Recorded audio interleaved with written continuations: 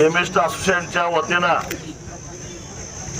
आज जिल्हाधिकारी कार्यालयावर सरकारनं ऑनलाईन औषध विक्रीसाठी जी परवानगी दिलेली आहे आणि त्या परवानगीमुळे समाजामध्ये काय परिणाम होत आहेत, केवळ व्यवसाय कमी होतोय म्हणून तुम्ही रस्त्यावर आलेले नाही मला माहिती आहे, तर एकूणच सामाजिक स्वास्थ्याला नख लागायला लागलेला आहे आणि अशा पार्श्वभूमीवर याच्या विरोधामध्ये हे प्रकार तात्काळ बंद करा या मागणीसाठी आपला जो मोर्चा या ठिकाणी आलेला आहे त्याला पाठिंबा देण्यासाठी म्हणून मी तुमच्या समोर उभा आहे। हा केवळ केमिस्ट लोकांचा प्रश्न नाही आहे, हा आपल्या सगळ्यांचा प्रश्न आहे। वर करणे काही लोकांना वाटत असेल ऑनलाईन औषध मिळाल्यानंतर स्वस्तात पडतात, पैसे वाचतात, परंतु याची दुसरी काळी बाजू आपण समजावून घेतली पाहिजे। गेल्या काही दिवसामध्ये आपण बघायला लागलेलो आहे आपले पदार्थांचा सर्रास वापर व्हायला लागलेला आहे। तुम्ही जे औषधं विकताय त्याच्यामध्ये बरेचसे औषधं असे आहेत की ते जबाबदार डॉक्टरनी शिफारस केल्याशिवाय विकता येत नाहीत, परंतु ही औषधं जर का अशा पद्धतीनं ऑनलाईन मिळायला लागली त्याचा ड्रग म्हणून वापर व्हायला लागला आहे, त्याच्या पाठोपाठ त्याच्या बरोबर ना बाकीचे औषध व्हायला लागलेले आहेत आणि त्याचे दूरगामी परिणाम आता दिसायला लागलेले आहेत।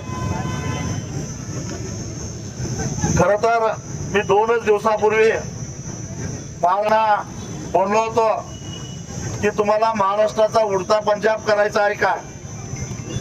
खर तर असाच उल्लेख भारतीय जनता पक्षाचे ज्येष्ठ आमदार सुधीर मुनगंटीवार यांनी सुद्धा अर्थसंकल्पीय अधिवेशनामध्ये विधानसभेमध्ये केलेला होता।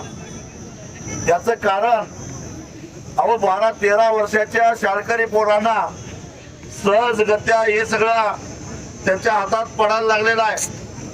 त्याचे परिणाम काय आहेत, दुष्परिणाम काय आहेत हे समजण्याच्या वय नसलेल्या या निरागस हातातल्या निरागस वयाच्या पोरांना आज व्यसनाच्या गर्तेमध्ये घालण्याचं काम ही मंडळी करायला लागलेले आहेत आणि हे पोलिसांच्या आशीर्वादानं साक्षीनं चाललंय हे सुद्धा आम्ही बघतो। त्यामुळे हे सगळं थांबवायचं असेल तर काही अंशी मर्यादा पाहिजेत। गांजाच्या उत्पादनाला बंदी का घातली गो, अफूच्या उत्पादनाला बंदी का घातली ते तर शेतकऱ्याच्या शेतातच पिकतंय, परंतु कुणाचं तरी पोट भरण्यासाठी समाज उद्ध्वस्त होता कामा नये हे संविधानाला अभिप्रेत असतं, हे लक्षात ठेवा आणि त्यासाठी कायदे केले जातात। नाहीतर मग मटका चालवणाऱ्यांचे पोट ते बेरोजगार होतील म्हणून मटक्यालाही परवानगी द्या, हातभट्टी तयार करणारे बेरोजगार होतील म्हणून त्यांनाही परवानगी द्या आणि मग ते हातभट्टीची दारू पिऊन काही लोक मरतील, मटका खेळून काही कर्जबाजारी होतील, काही लोक बेरोजगार होतात किंवा काही लोकांची रोजीरोटी जाते, म्हणून समाजाच्या स्वास्थ्याला धक्का लागता कामा नये ही भूमिका कुठेतरी प्रशासनाची असली पाहिजे। आणि मी कायदे मंडळामध्ये काम केलेला माणूस आहे, महाराष्ट्राच्या विधिमंडळामध्ये 5 वर्ष आणि देशाच्या संसदेमध्ये 10 वर्षे काम केलेला माणूस आहे। आम्हाला लोकांनी निवडून कशासाठी दिलेलं असतं, लोकांनी चांगल्या पद्धतीनं जीवन जगता यावं, शांततेनं आणि सुखानं जीवन जगता यावं अशा प्रकारचे कायदे, अशा प्रकारचे नियम, अशा प्रकारचं धोरण ठरवण्यासाठी म्हणून लोकांनी आमच्यावर 25-25 लाख लोकसंख्येच्या लोकांनी विश्वास ठेवलेला असतो आणि त्या विश्वासाला पात्र राहून तशा प्रकारची धोरणं, तशा प्रकारचे कायदे करणं हे अपेक्षित असताना आज जे काही चाललेलं आहे ते अतिशय विदारक चित्र आज दिसायला लागलेलं आहे।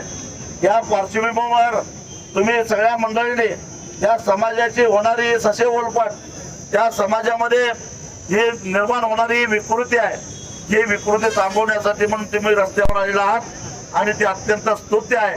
आणि म्हणून आम्ही तुमच्या बरोबर आहोत हे सांगण्यासाठी म्हणून आवर्जून मी इथं आलेलो. धामणीतला एक शेतकरी शेताकडनं संध्याकाळी 6-6:30च्या दरम्यान घराकडे चाललेला होता आणि एका झाडाखाली एक टोळकं नशापाणी करत बसलेलं होतं. त्या शेतकऱ्याच्या मोटरसायकलची लाईट त्या टोळक्याच्या तोंडावर पडली. त्यांना त्याचा त्रास झाला म्हणून त्याला अडवून दगडाने ठेचून ठार करण्यात आलं. हे असं हे एकच नाही, शिरोळ तालुक्यामध्ये अशा काही घटना घडल्या आहेत आणि हे सगळे आरोपी 17 ते 22 या वयोगटातले आहेत. समाज कुणीकडे चाललेला आहे, त्यांना तिकडे त्या दिशेने कोण न्याय लागलेला आहे, हे सगळं समाजातला एक जबाबदार घटक म्हणून आपण सगळ्यांनी बघणं गरजेचं आहे. आणि म्हणून तुम्ही ही जी काय भूमिका घेतलेली आहे ती अतिशय योग्य आहे. आणि म्हणून स्वाभिमानी शेतकरी संघटनेचा, स्वाभिमानी पक्षाचा आणि वैयक्तिक माझा सुद्धा त्या मोर्चाला पाठिंबा आहे. आणि हा निर्णय सरकार जोपर्यंत घेणार नाही तोपर्यंत आपण लढत राहूया एवढंच सांगतो आणि थांबतो. धन्यवाद.